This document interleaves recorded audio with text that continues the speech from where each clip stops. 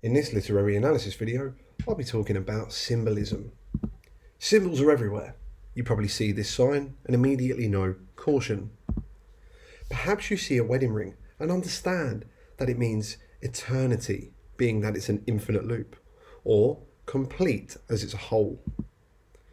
You might look at red roses and immediately think of romance and love. Or looking at a $10 bill, you might be reminded of value and worth. Symbols really are everywhere in the world. We use objects and concrete things we can see, touch, smell, hear, or taste, to stand in and symbolise things which are a lot more abstract, things that we can't necessarily see, touch, hear, smell, or taste. This is symbolism. Symbolism is essentially using things to stand in for something other than what they actually are. Symbols can be objects, either living or non-living, or they can be actions, events, colours, places, words, or even characters. Anything concrete can really stand in and symbolise something abstract.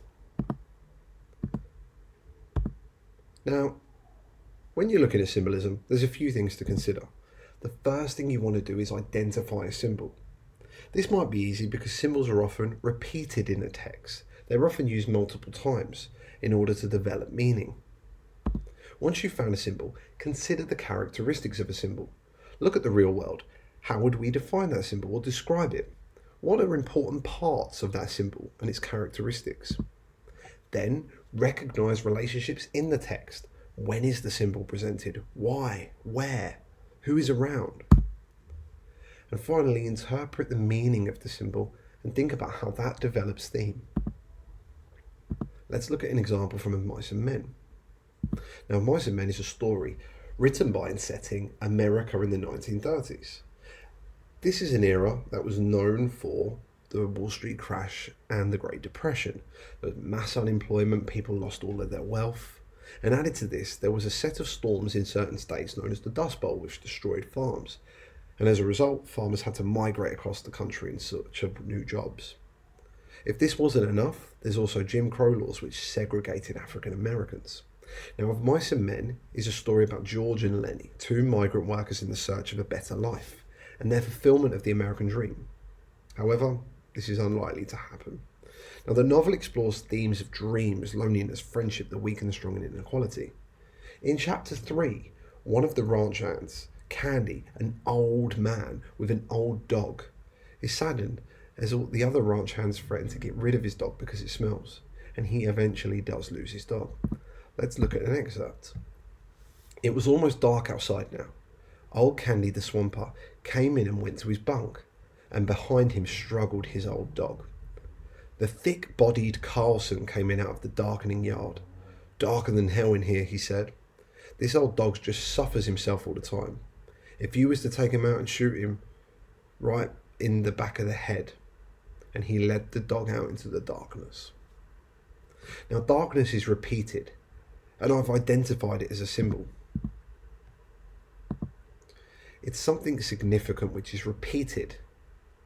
It's something that can be seen, and we're aware of it's concrete, and it obviously stands in for something more abstract.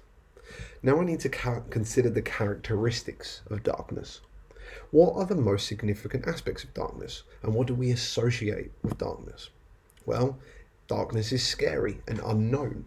It's often associated with death or with evil, and essentially it's an absence of light, and light is often considered good.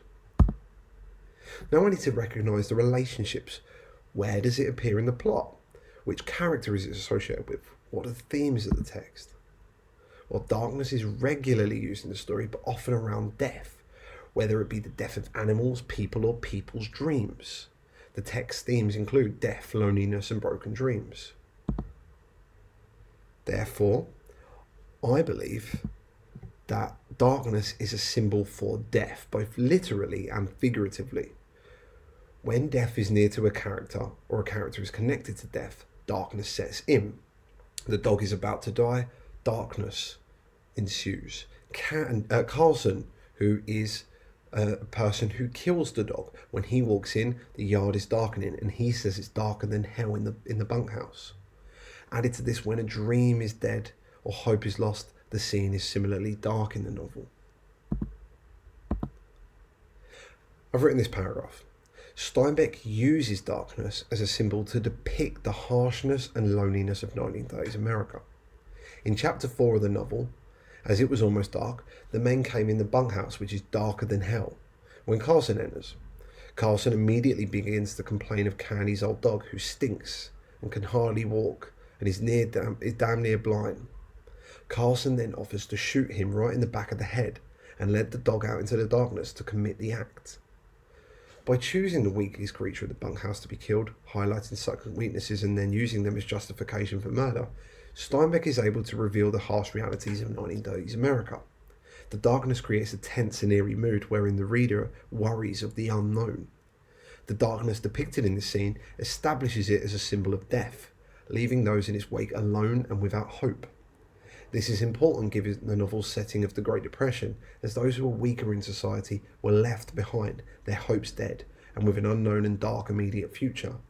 Thus, through the use of this symbol, Steinbeck is able to depict the 1930s as an unforgiving and lonely place, particularly for the weaker in society.